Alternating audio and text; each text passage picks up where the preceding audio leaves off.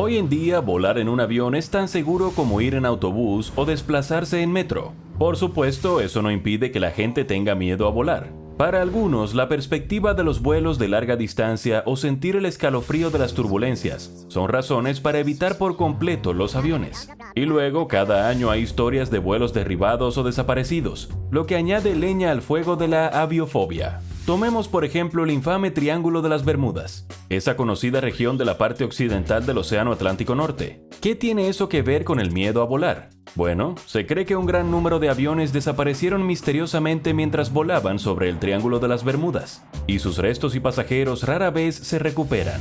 Historias como esas son suficientes para que cualquiera se lo piense dos veces antes de volver a poner un pie en un avión. Y luego está el SCP-787. Como ya habrán adivinado, SCP-787 es un avión. En concreto, es un Boeing 747-200, con una envergadura de casi 200 pies y con capacidad para más de 800 pasajeros. El 747-200 forma parte de la famosa familia de aviones Boeing 747. Se trata de aviones comerciales de 4 motores diseñados para ser los más seguros jamás construidos.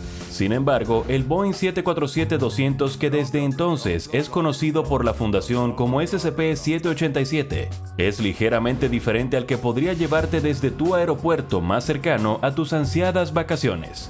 Por un lado, el SCP-787 no tiene fecha de fabricación conocida ni indicativo de llamada, algo que se espera que tenga un avión Boeing estándar. Además, todo el exterior del avión ha sido repintado. Extrañamente, incluso las ventanas han sido pintadas. Y la pintura aún estaba húmeda cuando SCP-787 fue descubierto. ¿Y el funcionamiento interno? Todos los componentes mecánicos de SCP-787, incluidas las turbinas, los motores y el tren de aterrizaje, están en perfecto estado de funcionamiento sin signos de daños. De hecho, los investigadores de la Fundación SCP ni siquiera están seguros de que el SCP-787 haya volado realmente desde su construcción. La maquinaria del avión parece tan prístina que podría ser nueva, sin signos detectables de ningún uso anterior. Sin embargo, dentro del cuerpo principal del avión parece ser una historia diferente. Todo lo que no es mecánico, como las alfombras y los asientos, se ha deteriorado con el tiempo. Lo más extraño de todo es la cabina de mando. Tanto la silla del piloto como la del copiloto han sido sustituidas por dos masas de componentes informáticos, dispuestas para adoptar la forma de dos sillas. ¿Y qué? Puedes pensar. Después de todo, el SCP-787 es, a todos los efectos, un avión corriente. No es suficiente para desanimarte a volar, ¿verdad? Nada más que un Boeing con algunas cositas fuera de lugar, como unos asientos que faltan y una tapicería deteriorada. Bueno, está eso, y luego están los más de 500 cadáveres a bordo. En junio de 1987, este vuelo de los muertos fue descubierto a varios kilómetros de la ciudad de Bremerton, en el estado de Washington. La Fundación SCP intervino asegurando el avión y poniéndolo rápidamente en contención. El interior del SCP-787, ahora guardado en un hangar de la Fundación, está vigilado las 24 horas del día. Hay cámaras y micrófonos de vigilancia en la cabina, en las zonas de pasajeros e incluso en la bodega de equipajes del avión. Y las imágenes y el sonido grabados se transmiten a la Fundación. La idea de un avión lleno de cadáveres es ciertamente desconcertante, y más que un poco espeluznante.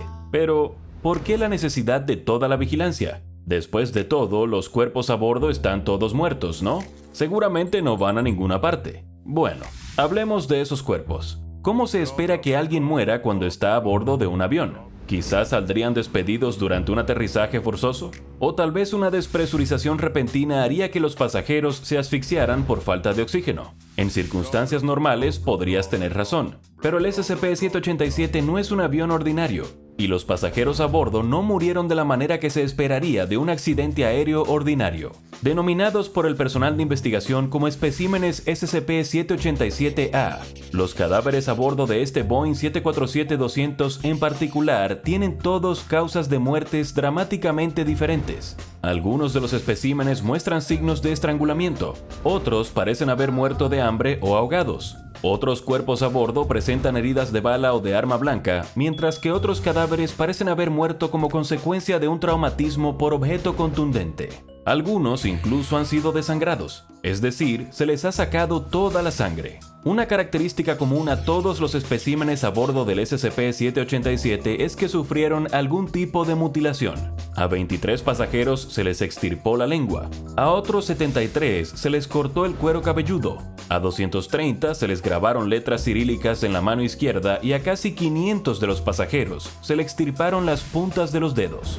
Recapitulemos lo que tenemos hasta ahora. Primero, hay un Boeing 747-200 encontrado al azar en un campo. Segundo, está lleno de más de 500 cuerpos mutilados. Y tercero, cada uno parece haber muerto por una causa que no se esperaría típicamente de un accidente aéreo. Parece bastante extraño, pero por supuesto están las apariciones y los ruidos que se manifiestan en el interior del SCP-787, razón por la cual la Fundación mantiene el avión bajo vigilancia las 24 horas del día, para poder controlar cualquier actividad anómala que tenga lugar a bordo de este vuelo de los muertos.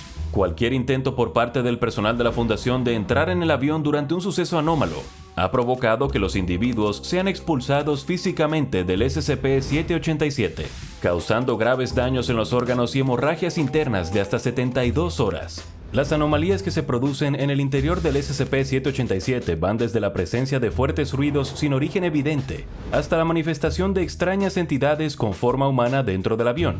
El primer suceso anómalo registrado en el interior del SCP-787 fue en 1988, cuando se escuchó el sonido de un fuerte golpe contra las puertas y ventanas del lado izquierdo del avión. 2 años más tarde se escuchó una voz masculina desde el baño de a bordo, repitiendo una frase singular una y otra vez. Los filósofos siempre huyen del tratamiento de espesamiento avanzado. En 1993, el sistema de entretenimiento a bordo del avión parecía activarse solo. Las pantallas superiores mostraban una extraña elección de película en vuelo, imágenes sin color de un hombre fallecido, acompañadas de una voz femenina que leía un libro de ginecología en checo. Ese mismo año se produjo la más duradera de las anomalías del SCP-787. Esta vez, el cartel de "abróchense los cinturones del avión" pasó casi 4 horas parpadeando, mientras los primeros 15 segundos de White Rabbit de Jefferson Airplane sonaban en bucle por los altavoces de a bordo. No fue hasta 1997 cuando apareció la primera de las entidades humanoides a bordo del SCP-787.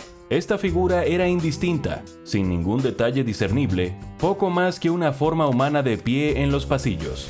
Observada por el equipo de vigilancia de la Fundación, la figura fue vista sacando un suministro de oxígeno de emergencia y una máscara del asiento H-43. Permaneció perfectamente inmóvil, llevando la máscara de respiración del pasajero durante más de 2 minutos antes de quitarse la máscara y desaparecer de la vista de las cámaras colocadas a bordo.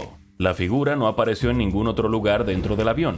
4 años más tarde, en 2001, apareció otra figura sentada en la masa de piezas de ordenador que constituía la silla del copiloto. Esta figura, al igual que su predecesora, tenía rasgos indistintos. Durante casi 4 minutos estuvo sentada en la cabina del Boeing 747-200 limitándose a gemir suavemente.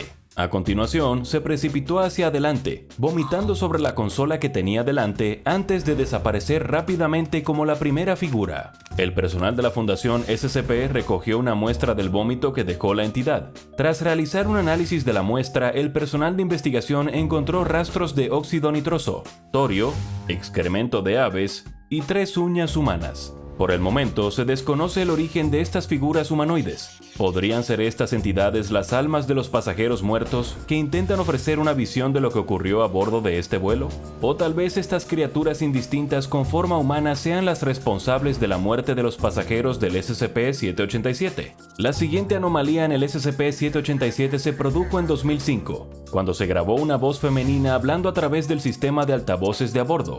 La voz decía: "Para su comodidad y disfrute hoy se servirán panqueques. Por favor, no abandonen su asiento. Se van a servir panqueques. Por favor, no abandonen su asiento. No abandonen su asiento. Dejen su asiento. Por favor, los panqueques serán servidos ahora. ¡Yay! ¡Panqueques!" La Fundación SCP todavía está investigando cuál es la relevancia de los panqueques en el avión lleno de cadáveres. A continuación, en 2007, las máscaras aéreas de emergencia del Boeing se cayeron del techo, para luego volver a subir. Siguieron desplegándose y replegándose durante 14 minutos, mientras el avión se llenaba simultáneamente del ruido de los gritos. Por último, la única otra anomalía notable tuvo lugar un año después, cuando la temperatura a bordo del SCP-787 descendió 33 grados, de 20 a -13 centígrados en cuestión de segundos. A finales de la década de 2000, los investigadores de la Fundación SCP tuvieron poca suerte a la hora de comprender la naturaleza de las anomalías del SCP-787.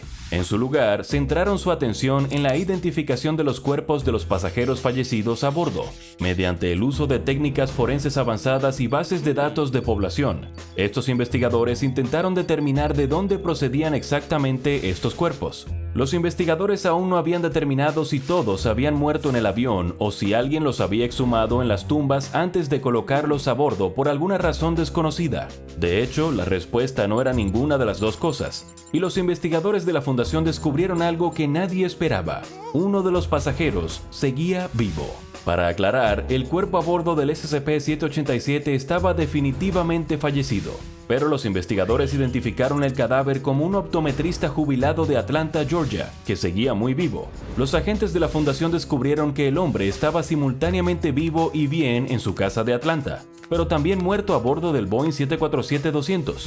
El sujeto fue entrevistado por los agentes y no tenía conocimiento previo de ningún incidente ocurrido en junio de 1987, cuando se descubrió el SCP-787. Y lo que es más interesante, afirmó que nunca había subido a un avión, lo que su mujer y su hijo confirmaron que era cierto. Entonces, ¿qué significa esto? ¿Cómo pudo el mismo hombre estar vivo en Georgia y muerto a bordo del SCP-787? Quizás la respuesta se encuentre en un lugar sorprendente: el inodoro del avión. O para ser más específicos, el lugar al que van las cosas que se tiran por el retrete. Los exámenes del tanque de almacenamiento de residuos del avión revelaron algo muy sorprendente. Había un espécimen más de SCP-787-A que se había pasado por alto. Se desconoce cómo llegó allí, pero los investigadores descubrieron el cuerpo de un hombre indio que parecía tener unos 30 años. Al hombre, que llevaba un traje de 3 piezas, se le encontraron varios objetos desconcertantes, entre ellos una mascarilla y guantes quirúrgicos, una escopeta Beretta DT-10 descargada, varios caramelos de menta con sabor a canela, un cuchillo de navaja, un amuleto que parece representar el ojo de Horus y un talón de entrada para el retorno del Jedi con el número 92 escrito en el reverso. Todos estos objetos parecen ser completamente aleatorios, y la Fundación no ha podido dar sentido a lo que hacían en el hombre,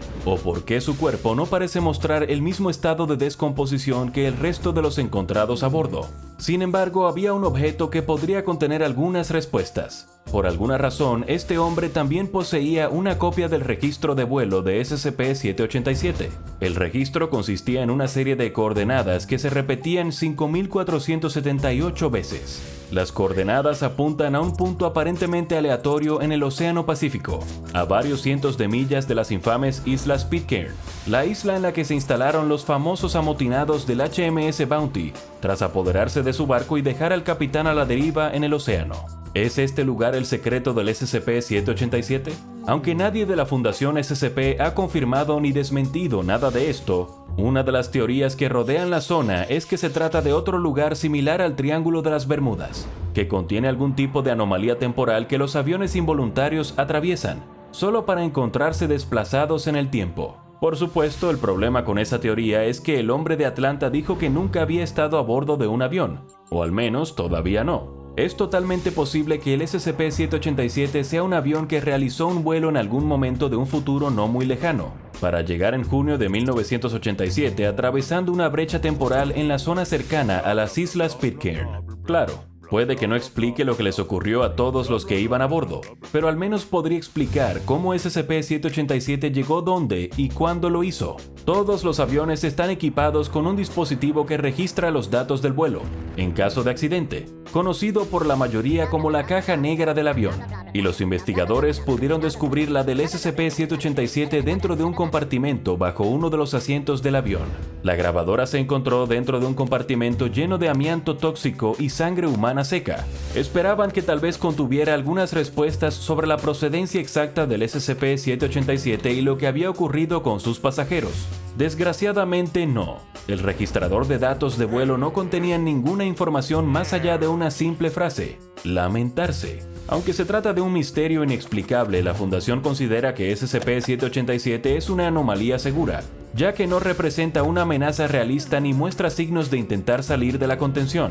La aeronave solo ha causado daños a quienes intentaron entrar en ella durante uno de sus esporádicos eventos anómalos, pero aparte de eso se encuentra acumulando polvo en un hangar, a la espera de que alguien descifre sus secretos. Y quién sabe, tal vez un día estés sentado en un avión que te lleve a tus vacaciones en el Pacífico Sur, y el optometrista jubilado que se sienta a tu lado te comente que está pasando por encima de las Islas Pitcairn, y descubras por ti mismo lo que le ocurrió exactamente a SCP-787. Ahora consulta SCP-354, la piscina roja, y SCP-3999, estoy en el centro de todo lo que me pasa, para conocer más misterios aterradores de la Fundación SCP.